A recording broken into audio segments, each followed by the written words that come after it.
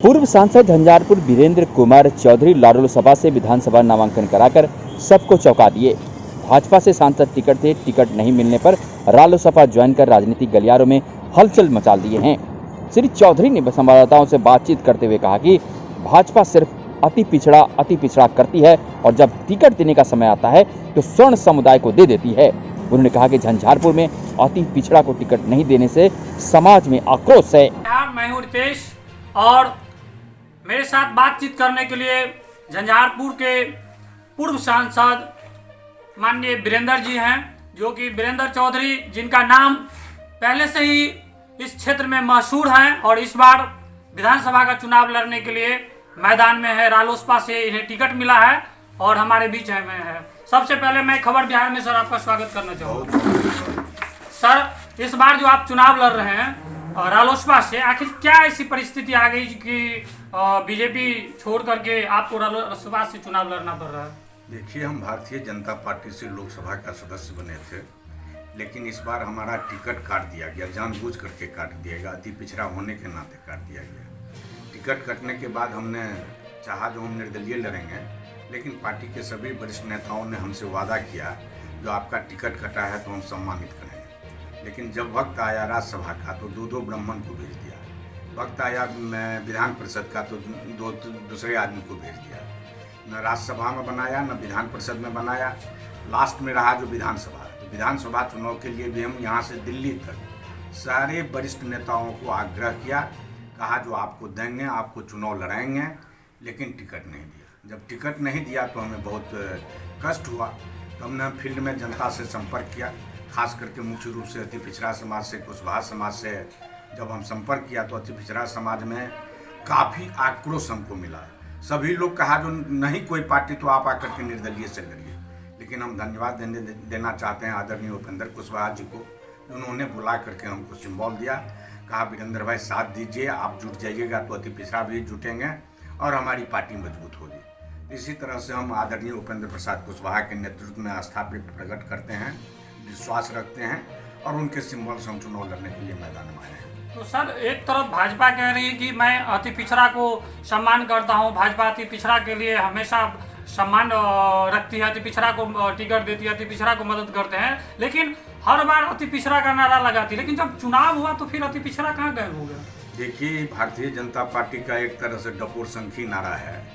आदरणीय मोदी जी कहे थे जो सबका साथ सबका विकास, तो सबका साथ सबका विकास किस चीज़ से होगा?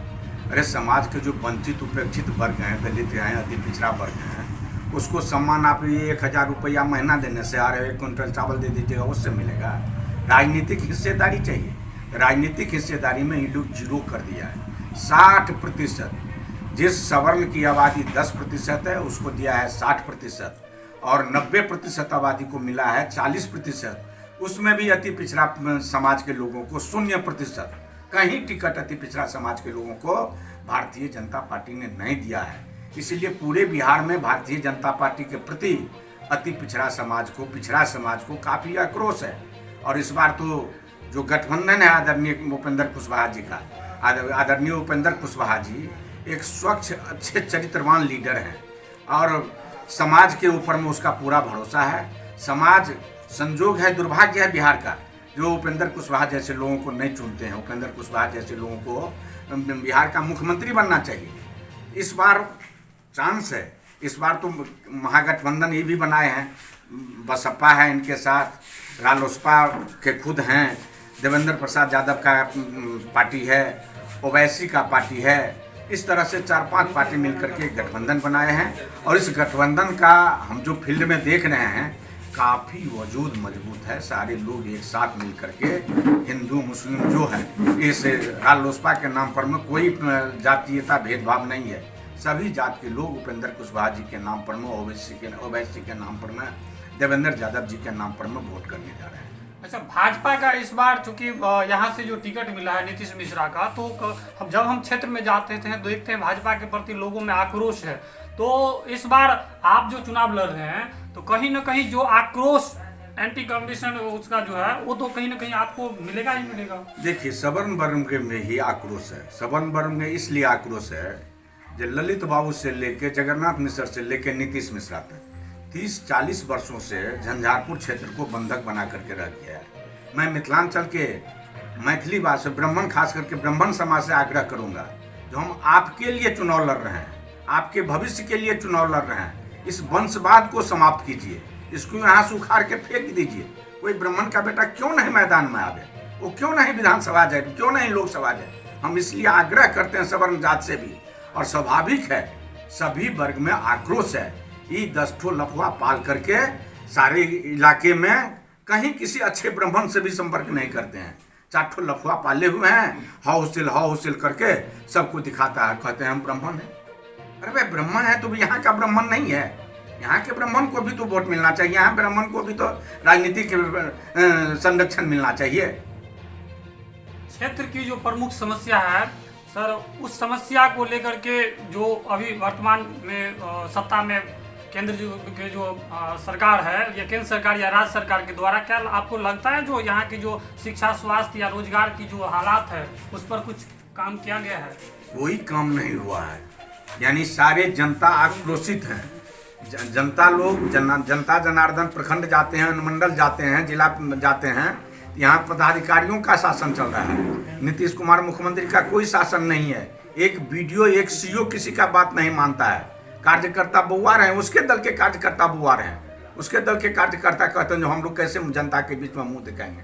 ऐसी परिस्थिति में डाल दिया है नीतीश कुमार ने। तो निश्चित रूप से नीतीश कुमार को, भाजपा को इस बिहार में बिहार की जनता सबक सिखाएगी। सर, भ्रष्टाचार और अपराध कितनी बड़ी मुद्दा है झंझारपुर के लिए? भ्रष्टाचार, चूंकि भ्रष्टाचार का लगातार आरोप लग रहे हैं, लगातार कई मंत्री। देखिए, पूरे बिहार का मुद्दा है भ्रष्टाचार और अपराध। पूरे बिहार में नाम के लिए कहता है जो हम ऐसे करेंगे वैसे करेंगे, लेकिन कोई दिन ऐसा बाकी है जिस दिन 2-4 बैंक लुटेरा नहीं होता, बैंक डकैती नहीं होती है, एकाध बलात्कार नहीं होता है। ये घटना तो रोज नाम चाहे प्रत्येक दिन हो रहा है, लेकिन बिहार सरकार सिर्फ मीडिया में, यानी मीडिया के माध्यम से प्रसार करते हैं और जनता को गुमराह करते हैं। लेकिन बिहार की जनता इस बार सारे बातों को महसूस करके मन बना लिया है, जिस सरकार को फेंकना है, बिहार में नई सरकार बनाना है, बिहार को, जनता को नया बिहार बनाना है। इसके लिए हम लोग कृत संकल्पित हैं। झंझारपुर चूंकि जिला बनाने को की भी घोषणा की थी मुख्यमंत्री नीतीश कुमार ने, तो सर अभी तक तो जिला नहीं बना, उसके लिए क्या कहना चाहेंगे? आपको याद होगा, हम जनता दल यू में जब थे, तो जब 2005 में नीतीश कुमार जी प्रथम बार मुख्यमंत्री बने, तो हमने मधेपुर हाई स्कूल के मैदान में उनका प्रोग्राम कराया। अब प्रोग्राम के माध्यम से हम जो 2-4 रोज जनता के बीच में घूमे रैली के लिए, तो जनता का एक ही मांग था जो झंझारपुर को जिला बनाओ। मैंने उस मंच से आदरणीय मुख्यमंत्री जी से आग्रह किया, जब आप झंझारपुर जिला बनाने के लिए पहले से वादा किए थे, जब झंझारपुर रेलवे स्टेशन पर उस समय नीतीश जी रेल मंत्री थे, कंप्यूटर का हम उद्घाटन करवाए थे, नीतीश जी आकर के किए थे। उस दिन नीतीश जी कहा था, अरे हम झंझारपुर को जिला ही मान करने यहाँ कंप्यूटर दे रहे हैं, कंप्यूटरीकृत कर रहे हैं। वो दिन हम याद दिलाए, उस मंच से कहा आप समय आने दीजिए, झंझारपुर को हम जिला बनाएंगे। लेकिन 10 साल 12 साल हो गया, 15 साल हो गया, ये 2005 की बात कर रहे हैं, 20 गुजर रहा है।